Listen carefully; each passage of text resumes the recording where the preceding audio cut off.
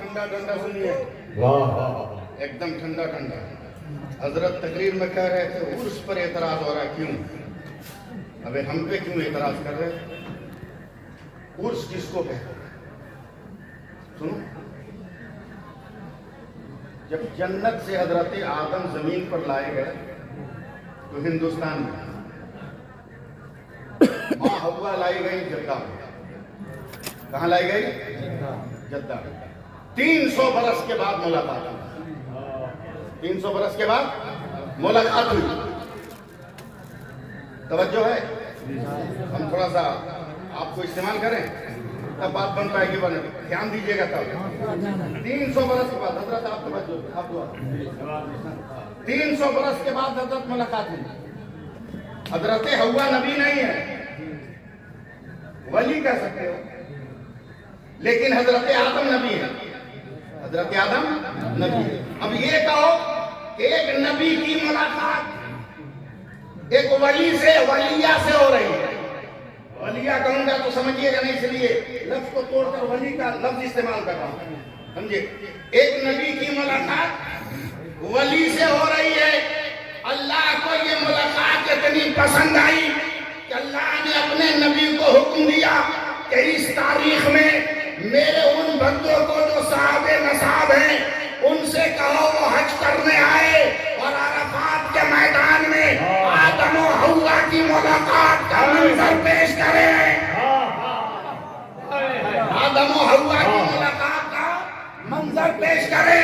اب ذرا سوچو کہ سال میں ایک مرتبہ ہر سال حج ہوتا ہے کہ نہیں؟ تو جب اللہ تعالیٰ ایک ولی اور نبی کی ملاقات کے دن کو اپنے بندوں میں فرض قرار دیا کہ اس دن کھڑے ہو کر وقوف عرفات کرو، تو قبر میں جب اللہ کے ولیوں کو ہم دفن کرتے ہیں وہاں بھی تو نبی سے ملاقات ہوتی ہے. اس لیے ہر سال عرس مناتے ہیں. نبی کی بھی آمد ہو رہی ہے، ولی کی بھی آمد ہو رہی ہے. تکبیر، نعرہ رسالت، فیضان سرکار چکنا شریف. اب ایک بات اور، بھارت میں رہنا ہے تو خانقاہوں سے جڑنا ہوگا. کیا بات ہے، خانقاہوں سے جڑنا ہوگا. اس لیے کہ خانقاہ سے جڑو گے تو وظیفہ پڑھو گے. خانقاہوں سے جڑو گے تو وظیفہ پڑھو گے. اور پیر بھی ایسے ہی تلاش کرو جس کو وظیفہ یاد ہو. پیر بھی ایسے ہی تلاش کرو جیسے وظیفہ یاد ہو. ورنہ پیر کی کمی ہے. باپ ری باپ، اتنا پیر دیا ہے لوگ کہ مت پوچھو. اتنا پیر دیا ہے لوگ کہ مت پوچھو. اچھے اور سچے پیر کو تلاش کرو. اور ایک تصویر تمہارے سامنے ہے. سبحان اللہ، سبحان اللہ. کیا سے بولو، پیار سے بولو. سبحان اللہ. شریعت کا ہر وہ نقطۂ انتخاب ان کے وجود کی ہر تحریر اور ہر سطر پہ نظر ہر سطر پہ نظر آ جائے. اور کیوں نہ ہو جو ولی کا بیٹا. سبحان اللہ. پیر صحیح تلاش کرو. وظیفہ پڑھو گے، وظیفہ پڑھو گے نا، کوئی مائی کا لال تم کو گرفتار نہیں کرتا، گرفتار نہیں کر پائے. حضرت جنید بغدادی کو ایک مرید نے تحفہ میں طوطا دے دیا. انہوں نے مسکرا کے طوطا کو پنجرا میں بند کر دیا، اب تالا لگا دیا. چلے گئے ظہر کی نماز پڑھنے. پڑھ کے آئے، دیکھا تالا لگا ہوا، طوطا نکل کے پیڑ پہ بیٹھا گیا. بہت غور سے کبھی پنجرا کو، کبھی طوطا کو، کبھی پنجرا کو، کبھی طوطا کو، کبھی پنجرا کو، کبھی طوطا کو، کبھی پنجرا کو، کبھی طوطا کو. اللہ سے لو لگائی. رب نے کہا ہے میرے جنید، میں طوطا کو تمہاری طرح عربی بولنے کی زبان دے رہا ہوں، بات کرو طوطا سے. کہا تو باہر کیسے؟ کہا تالا ایک دم ٹھیک لگا ہے، کہیں سے کوئی سکڑی ہٹی نہیں ہے. پھر تو باہر کیسے ہوا؟ کہا آپ چلے گئے نماز پڑھنے، میں پنجرے میں قید تھا. میرے سامنے سے ہزاروں طوطے فضا میں پرواز کرتے جا رہے تھے، تو میں نے آواز لگائی، بھائیو تم آزاد ہو، میں گرفتار ہوں. تو ان طوطوں نے کہا ہم سبحان اللہ پڑھ رہے ہیں تو آزاد ہے، تم بھی پڑھنا شروع کرو تم بھی آزاد ہو جاؤ گے.